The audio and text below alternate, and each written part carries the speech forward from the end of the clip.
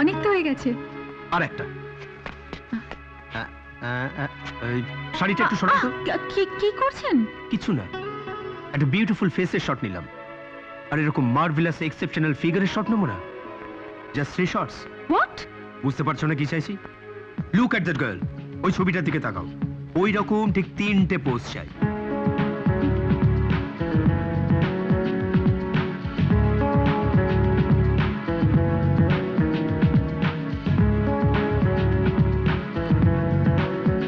অসম্ভব, আমি পারবো না। Cool Jayashree, cool cool, don't get excited, be practical. এই ফটোগ্রাফগুলো তোমাকে গ্ল্যামার ওয়ার্ল্ডের একেবারে টপে তুলে দেবে। I don't want that. উঁচুতে উঠতে গিয়ে আমি এত নিচুতে নামতে পারবো না। জয়শ্রী, আপনি তো আমায় বলেছিলেন শুধু মুখের ছবি তুলবেন, এখানে এসে আপনি অন্য কথা বলছেন। আমি যদি এসব আগে জানতাম আমি এখানে কখনো আসতাম না। প্লিজ, অনেক হয়েছে, আমি বাড়ি যাব। বাড়ি মানে তো গোপালনগর। হ্যাঁ, ও, আপনি তাও জানেন? দেখো, আমার নিজের কাজের জন্য আমাকে অনেক খবর রাখতে হয়। যেমন তোমার সম্পর্কে আমি কত কিছু জানি। তুমি কোথায় থাকো, কাদের সঙ্গে থাকো, তারা কি, সব কিছু। ও, তার মানে আপনি আমাকে অনেকদিন ধরে ওয়াচ করেছেন। করবো না? এমন সুন্দর চেহারা কি ভুলে থাকা যায়? হ্যাঁ? কিন্তু আসলে তুমি যে কি সেটা কি তুমি জানো? কোনো ভদ্র পরিবার কি তোমায় গ্রহণ করবে? বা তোমার সবকিছু জানার পর কোনো ভদ্র লোক কি তোমায় আপন করে নেবে? নেবে না জয়শ্রী, নেবে না। তাই তো তোমায় বলছি, ডোন্ট বি এ ফুল জয়শ্রী। আমি যেটা বলছি সেটাই তুমি করো। এসো, আঁচলটা সরাও একটু। ওই ঘটনার পর থেকে ও যখনই অফিসে আসে আমার দিকে কেমন করে যেন তাকায়, ঠিক সাপের মতো গাটা শিরশির করে ওঠে। রণবাবুকে, মানে আপনাদের মালিককে কিছু বলেছিলেন? না, ভয় বলিনি। কিসের ভয়? জীবনের অনিশ্চয়তার ভয়। রণবাবুর কাছে আমার সার্ভিসের চেয়ে কুণালের দামটা অনেক অনেক বেশি হতে পারে। So what? পৃথিবী থেকে আর চাকরি নেই? এসে কোথায় যাব? আমি জানি আমি যেখানেই যাব কুণালের মতো লোকেরা কখনো আমার পিছু ছাড়বে না। আমার অসহায় অবস্থার সুযোগ নেবে। অসহায় অবস্থা মানে? মানেটা জানতে চাইবেন না সুধাংশু বাবু? জানলে আপনার আমাকে করুণা হবে, নয়তো আপনি আমায় ঘৃণা করতে পারেন। তোর কি যাতা বলছেন? তখন থেকে একই কথা বলছেন আর মুখটাকে হাড়ির মতন করে বসে আছেন। ফরগেট ইট, ভুলে যান। Relax relax. হাসুন হাসুন প্লিজ, একটু হাসুন। আটারলি রটন গার্ল, একদম বাজে মেয়ে, আমি দেখেই বুঝেছি। কি আমাদের বাড়ির ছেলে একটা রাস্তার মেয়ের সঙ্গে ঘুরে বেড়াচ্ছে? ছি ছি ছি ছি, ফ্যামিলি প্রেস্টিজ বলে আর কিচ্ছু রইল না। আমি তখনই বলেছিলাম, হ্যাঁ হ্যাঁ, আমি তখন বারবার সাবধান করে দিয়েছিলাম। কোন বাড়িতে মানুষ হয়েছে দেখতে হবে তো। শোনো অংশ, এখনো সময় আছে, সুধাংশুকে সামলাও, নাহলে কিন্তু পরে পস্তাতে হবে। হ্যাঁ, আর তোমার স্ত্রীকে সতর্ক করার দায়িত্ব তোমার। ছেলেটা যে দিন দিন বকে যাচ্ছে সে কি আরও জানে না? খুব জানে, জেনে বুঝে এই কাজ করছে। তোমরা কোনো চিন্তা করো না, সুধাংশুর ব্যাপারে বনশ্রীর সঙ্গে আমি কথা বলবো। এ হতেই পারে না, আমার সু এমন কাজ করতেই পারে না যাতে বংশের অসম্মান হয়। থামো! ছেলেবেলা থেকে লাই দিয়ে দিয়ে তুমি ওকে মাথায় তুলেছো, আমার কোনো কথাই কানে দেয় না। ডাক্তারি পড়তে বললাম, পড়লো না, ধরলো ফুটবল, আর তাতে তোমার সায় ছিল। ওর এই ডেসপারেট অ্যাটিটিউড আমার সমস্ত আশা আকাঙ্ক্ষাকে একেবারে শেষ করে দিয়েছে। এখন ওর ফ্যামিলি প্রেস্টিজে হাত দিয়েছে, আর এর মূলে হচ্ছে তুমি। আমি? মানে কি বলতে চাইছো তুমি? আমি কিছুই বলতে চাইছি না, আমি একটা বিরাট ভুল করেছি। 25 বছর আগে ও যদি কেঁদে কেঁদে মরে যেত তাহলে আমার এতটা দুঃখ হতো না। ও, সেই ফুলটা কি এতদিনে ভাঙলো? বাংলেও কিছু করার নেই, ভুলের মাসুল আমাকেই দিতে হবে। সুধাংশু ফিরুক, ওকে আমি সোজাসুজি জিজ্ঞেস করবো ও কি করতে চায়। থাক, তোমাকে কিছু করতে হবে না, যা বলার ওকে আমিই বলবো। আমি সব সহ্য করতে পারবো মা, কিন্তু তোমার অসম্মান আমি সহ্য করতে পারবো না। আমার কথা বাদ দে। আরে জ্যাঠামশাই তোকে যার সঙ্গে দেখেছে সেই কি জয়শ্রী? হ্যাঁ মা, কিন্তু ও বাজে মেয়ে নয় মা। নিশ্চয়ই ওর জীবনে কোনো একটা ট্র্যাজেডি আছে যেটা আমায় জানতেই হবে। জানার পর কি করবি? যা করব আমি তোমাকে জানিয়ে করব। তুমি তো জানো মা যে তোমার কাছ থেকে গোপন করার আমার কিচ্ছু নেই। দাদা ভাই, কি হয়েছে রে দাদা ভাই? নিচে ওরা ফিসফাস করছে তোকে নিয়ে। রিমা, আমার একটা কথার উত্তর দিবি? কি কথা দাদা ভাই? তুই তো বড় হয়েছিস, লেখাপড়া শিখেছিস, তুই তো দাদা ভাইকে চিনিস। আচ্ছা বলতো যে আমি এমন কোনো কাজ করতে পারি যাতে এই বাড়ির অসম্মান হয়? অসম্মান তো দূরের কথা, আমার এই দাদা ভাইয়ের জন্যই এই রায়বাড়ির সম্মান এখন লোকের মুখে মুখে। বলো মা। বাহ, ভারী সুন্দর কথা বলেছিস মা। আমার মতো তুইও এ বাড়ির সকলের বিষ নজরে পড়বি। মা, তুমি মেয়ে হয়ে একদিন একটা অসহায় পুরুষের পাশে দাঁড়িয়েছিলে, আর আমি পুরুষ হয়ে একটা অসহায় মেয়ের পাশে দাঁড়াবো না? দাঁড়ালে সেটা আমার অপরাধ হয়ে যাবে। না বাবা, কখনো না। যে যা বলে বলুক, যে যা বোঝে বুঝুক, তুই আমার ছেলে, আমি তোর মা হয়ে বলছি। যা বাবা, যা ওই অসহায় মেয়েটার পাশে গিয়ে দাঁড়া, এটা তোর কর্তব্য। কর্তব্যটা করছেন কোথায়? কাজের কাজ তো কিচ্ছু করতে পারছেন না। এই মেয়েটা কোথায়? I am trying my level best sir. তো মনে হচ্ছে খুব খেলুড়ে মেয়ে। হাল আমি ছাড়িনি স্যার, আজ হোক কাল হোক ধরা ওকে দিতেই হবে। অত সময় আমার নেই মশাই, যা করার তাড়াতাড়ি করুন। But this girl Jayashree, lovely, আমি একে চাই। মানে পাবেন, মানে আমি দেখছি স্যার, আমি দেখছি। কিছুদিন যদি অপেক্ষা করেন। সামনের মাসে আমি ইউরোপ ট্যুরে যাচ্ছি, তার আগে এই দরজায় আপনার সঙ্গে আমি জয়শ্রীকে দেখতে চাই, নাহলে এই দরজাটা আপনার কাছে চিরদিনের জন্য বন্ধ হয়ে যাবে। আন্ডারস্ট্যান্ড? এই যে ম্যাডাম, একেবারে স্ট্যাচু মেরে গেলেন যে। কি হলো, চিনতে পারছেন না নাকি সেদিনকার শোধ নিচ্ছেন? দেখুন, আমি কিন্তু সিন ক্রিয়েট করব, চেঁচাবো। যাবেন? চলুন। চল। দেখি জয়শ্রী, কোথায় যাচ্ছ? আপনি? হ্যাঁ আমি। তোমার সঙ্গে আজ আমার একটা অ্যাপয়েন্টমেন্ট ছিল, মনে নেই? অ্যাপয়েন্টমেন্ট? হ্যাঁ। বারে, আমি কাল তোমাকে বলে গেলাম যে অফিস ছুটির পর আমি আসবো, তোমাকে নিয়ে হোটেলে যাবো, এরই মধ্যে সব ভুলে গেলে? কি যাতা বলছেন আপনি? ও জয়শ্রী, এই লোকটার সামনে ফালতু কেন আমার সঙ্গে অ্যাক্টিং করছো? যাকে ছাড়ো, সব কথা আমার সঙ্গে ছাড়ো। আরে দাঁড়ান দাঁড়ান দাঁড়ান, এবার যে আমাকে একটু ডজ করে ঢুকতে হয়। আচ্ছা, কিসের অ্যাপয়েন্টমেন্ট বলুন তো? এটা আমাদের একটা প্রফেশনাল অ্যাপয়েন্টমেন্ট। যাকে আপনি যান এখান থেকে, চলো।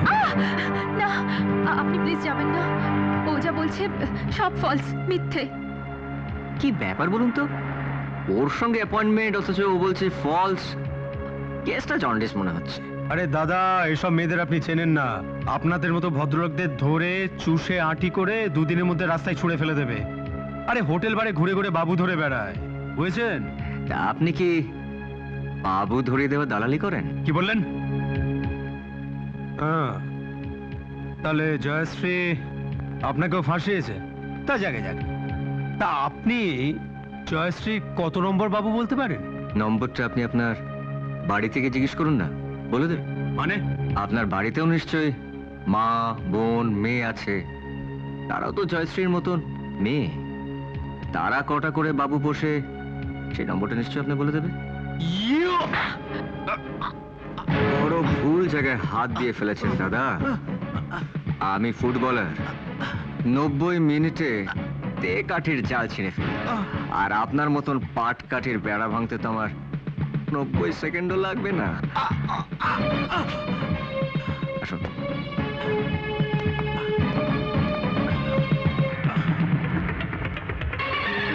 ঠিক আছে, এবার না হয় তুমি বেঁচে গেলে, কিন্তু এরপর যখন তোমায় আমি ধরবো, তখন তোমার ওই 90 মিনিটের ফুটবলার ফিরো তোমাকে বাঁচাতে পারবে না।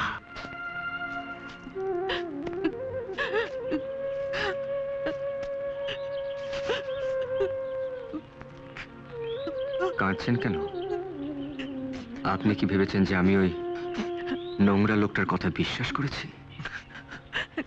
কেন করবেন না? সকলেই তো বিশ্বাস করে।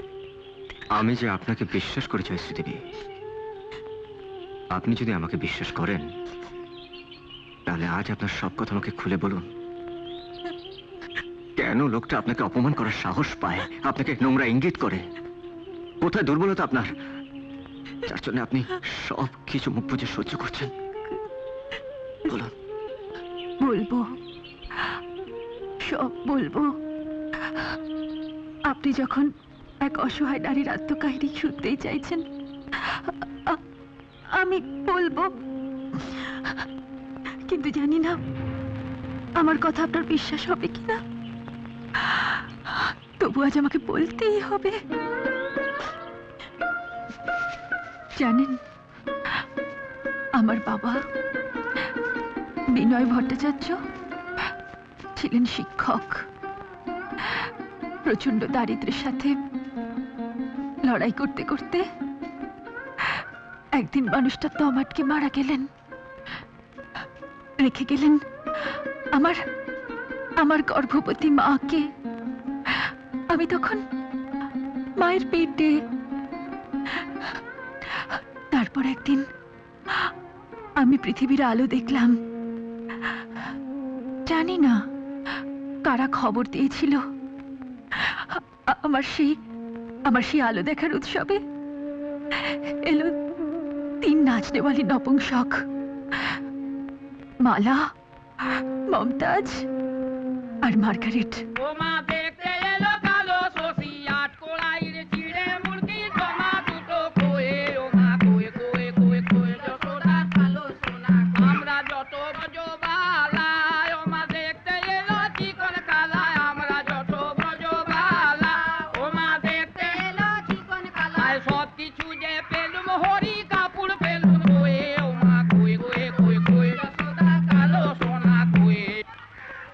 বেঁচে সুখে থাক, ধনে পুত্রে বাড়ুক, জয় হোক। ও মা, মেয়ে নিয়ে একবার বাইরে এসো না গো।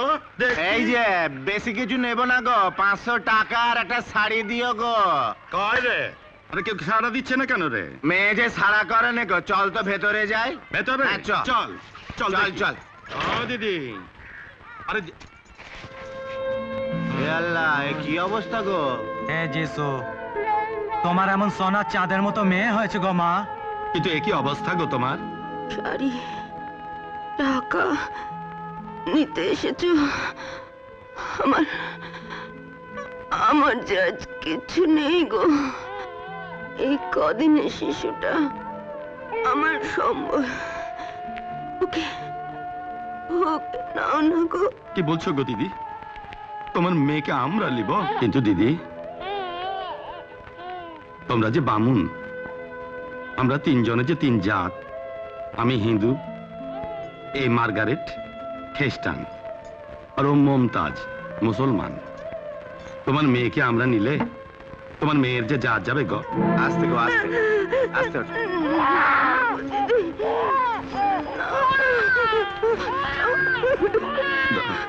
দাও গো দিদি, দাও দাও। আমরা তো নপুংসক, বাবুদের ভাষায় হিজড়া। আমাদের ভগবান আল্লাহ যিশু আমাদের মা হবার ক্ষমতা দেননি। তারাই আবার তোমার মেয়েকে আমাদের কোলে তুলে দিল। আজ থেকে আমাদের মেয়ে, আমাদের আদরের দেব শিশু গো, দেব শিশু।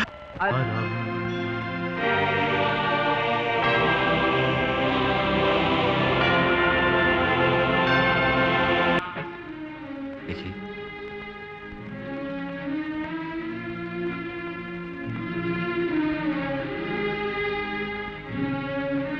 জীবনের এই যুদ্ধে নিজেকে একা ভাববে না জয়শ্রী। আজ থেকে আমি তোমার পাশে আছি, থাকবো।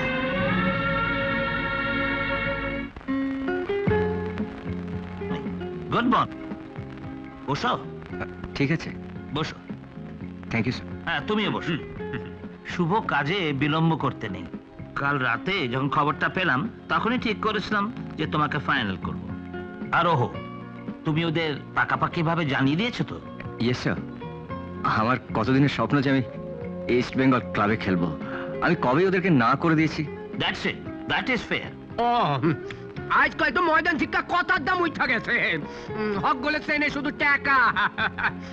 সুধাংশু, অগো কিন্তু আবার 5 গোল দিতে হইব, কথাটা মনে থাকে জান। শোন, ওসব কথা বলছিস কেন? শুধু ওদের হালুয়া বললেই তো হয় না। আমাদের জেসিটি থেকে শুরু করে চার্চিল ব্রাদার্স, সালগাঁওকার থেকে এফসি কোচি, সবাইকে হারাতে হবে।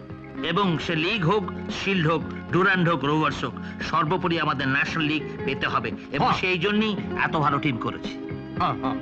বুঝতে পেরেছো সুধাংশু? কোন হারায় আমাকে হারায় এবার দেখালো। তাহলে সুধাংশু, কাজের কথাটা হয়ে যাক। হ্যাঁ, বলছিলাম তোমার টোকেনটা আমরা কাল তুলে নিচ্ছি, আর পরশুদিন এরা কার কনভয় করে তোমাকে নিয়ে যাবে সাইন করাতে। বুঝতে পেরেছো? Thank you very much sir. Thank you. ও হ্যাঁ, ওই খামটা ওকে দিয়ে দাও। Thank you sir. Thank you. ঠিক আছে, সাথে অ্যাপয়েন্টমেন্ট লেটার, একেবারে ব্যাংকের সাহেব। তোমার পাওনা কোনটা বুঝতে পাইলা? কখন আমাকে পাওনা কোনটা বুঝাইয়া দিবা? আরে মাঠে করে জ্বালাইয়া দিতে হইব। কারণ সরি, তুমি তো না ছোট ক্লাবে প্লেয়ার না। তোমার জার্সি রং হইব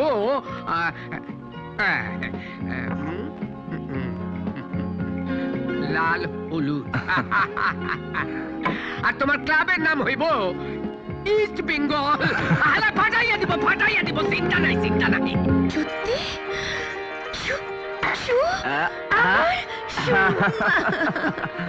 দেখো দেখো দেখো দেখো দেখো, এই হচ্ছে আমার 1 লাখ টাকা, আর এই হচ্ছে আমার অ্যাপয়েন্টমেন্ট লেটার।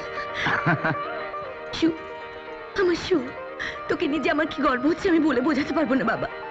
আমি জানতাম বাবা তোর এই চেষ্টা কখনো বিফল হবে না, আমি জানতাম।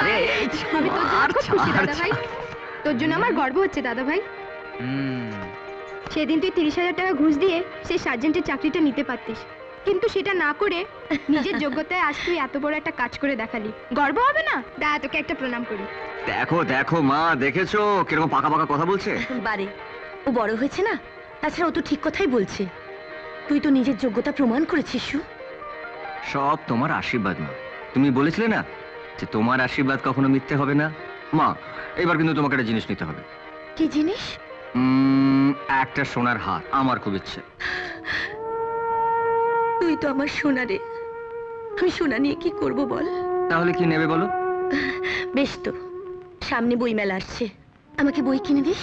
ও মাই গড, কি রে, কি হলো? আমার তো একটা দারুণ জিনিস পাওনা আছে মামার কাছ থেকে। কি পাওনা? চল চল, কাল সকালে আমি মামার বাড়িতে চললাম। চল রে, পাগল ছেলে। বড়দি, বড়দি, কি ব্যাপার? তুমি এই সাত সকালে কোথাও গিয়েছিলে বুঝি? হ্যাঁ, দক্ষিণেশ্বরে গিয়েছিলাম। দক্ষিণেশ্বরে? কেন? সুর নামে পুজো দিয়ে এলাম। ও বড় ক্লাবে সই করেছে, ভালো চাকরি পেয়েছে ব্যাংকে,